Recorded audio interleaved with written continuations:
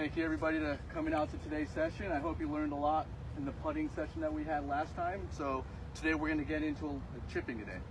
So I printed out a little handout which will explain the basic setup and some in-swing principles that I think are important here. So you can also use this as a cheat sheet, put it in your golf bag, and it might come in handy when you're struggling out there, but hopefully that's not the case after today's session. Okay, so basic setup. The first thing says you want to stand with a relatively narrow stance. So our feet don't need to be too far apart from each other at address, okay? So you want your feet to be fairly narrow, just inside shoulder width apart, okay? Let me grab a golf club here. All right, so we're gonna have a narrow stance. And the second one is you want your hands to be slightly ahead of the golf ball at address, okay? So you want your hands to be ahead like this, all right? You also want all of your weight to be on your front side. So the majority of your weight should be on your left foot at address as well, okay?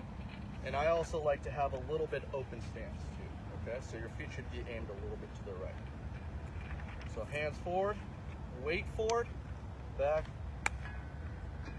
and through. Just like that. So I also want you guys to be comfortable with using multiple chips depending on the shot that you have on hand here. So if we're going to the yellow pin from this distance right here, you notice how there's a lot of green before the hole, right? So use that green to your advantage and play a shot that rolls to the hole, which is also called a bump and run. And use the green to your advantage and just get it all the way to the hole. You realize, and as you saw, it's just a really small stroke, right? It doesn't really require that much effort at all. And the smaller the stroke, the less chance of error, okay? So weight forward, hands forward, back, and through. So do we use wrist at all in the backswing? Good question. Just like putting, we want to take our hands and wrists out of it. So there's a lot of similarities between putting and chipping, right?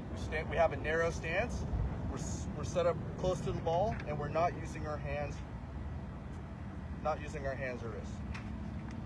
Like putting, we're just using our shoulders and arms, just like that. So we're gonna work on our bump and run chip, and then we're gonna work on our higher lofted chip. So obviously, if we were right here going to this flag right here, we can't play the bump and run chip because it'll carry too far. So we need to play a little higher lofted shot. So same thing, we're just gonna grab a club with a little bit more loft. Hands forward, weight forward. Wow, very nice. And just like that. Hands forward, weight forward, back, through. Oh, very nice. So notice your higher lofted clubs, once they hit the green, they don't roll as much, right? So use your highest lofted wedge when you don't really have too much green to work with.